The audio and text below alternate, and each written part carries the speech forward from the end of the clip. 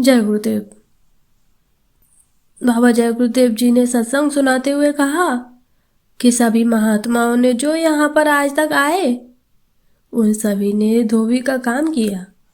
वाल्मीकि के गुरु ने उनके मन बुद्धि को धोया और योग की युक्ति बताकर जीवात्मा को ब्रह्म से जोड़ा। तब वाल्मीकि ने ब्रह्म का साक्षात्कार किया। मैं तीसरा नेत्र खोलता हूँ। यह दौलत आत्मज्ञान की महापुरुषों की कृपा हो जाए तभी मिला करती है। जमीन गंदी रहेगी तो दया देर से काम करेगी। काम दोनों तरह से होता है, या तुम मेरे पास चले आओ या मैं तुम्हारे पास आ जाऊं। तुम अपने गृहस्थ आश्रम में रहो, बाल बच्चों की सेवा करो, लेकिन जब तुम्हारे अंदर यह विचार उठे कि मेरी आत्मा का कल्याण हो, मैं प्रभु की प्राप्ति करूं, आत्म सिद्धि का रास्ता खुल जाए, तो बाबा जी के पास चले आइएगा।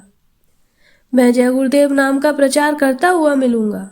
आप सीधी बात कहिएगा कि मैं गृहस्थ आश्रम में रहकर अपना कल्याण करना चाहता हूँ, तो बाबा जी आपको वह मुक्ति प्रभु प्राप्ति की बताएंगे, जिसे आप अपने घर में बैठकर लेटकर रजाई कंबल ओढ़कर घंटे 2 घंटे अपने गृहस्थ आश्रम में से समय निकालकर दे दीजिएगा।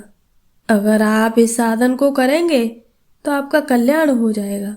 जितने ऋषि मुनि पहले आए उन्होंने या तो इस बात को जाना नहीं या यह सोचा कि भौतिक भोगों में फंसे।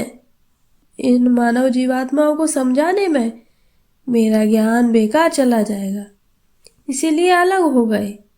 या उन्होंने आपकी स्वतंत्र इच्छाओं पर, मन इंद्रियों पर रोक लगाना चाहा तो आपने माना नहीं। भौतिक सुखों में आप आनंद को ढूंढने लगे, इसलिए इच्छाओं के बंधन को जो धर्म और मर्यादा से बंधी थी वह तोड़ दिया। इसलिए आज जन जन में अशांति असंतोष भर गया है। लक्ष्मण ने भी सीता को मर्यादा में बांधने के लिए एक रेखा खींची थी और यह समझाया था कि इस रेखा को पार मत करना, लेकिन सीता ने लक्ष्मण रेखा को पार किया तो क्या हुआ आप लोग जानते हैं। आप लोगों ने भी महात्माओं के द्वारा खींची हुई धर्म और मर्यादा की रेखा को तोड़ दिया। धर्म और मर्यादा की रेखा को तोड़कर अपनी इच्छाओं को बिखेर दिया और भोगों की तरफ अंधाधुंध दौड़ पड़े। तरह तरह से झूठ फरेब, धोखाधड़ी, निंदा, शिकवा, शिकायत, लूटपाट इसका जाल बिछा दिया। इसका परिणाम यह हुआ कि अब आप एकदम जर्जर हो गए और इस दयनीय अवस्था में चीख और चिल्ला रहे हैं। जय गुरुदेव।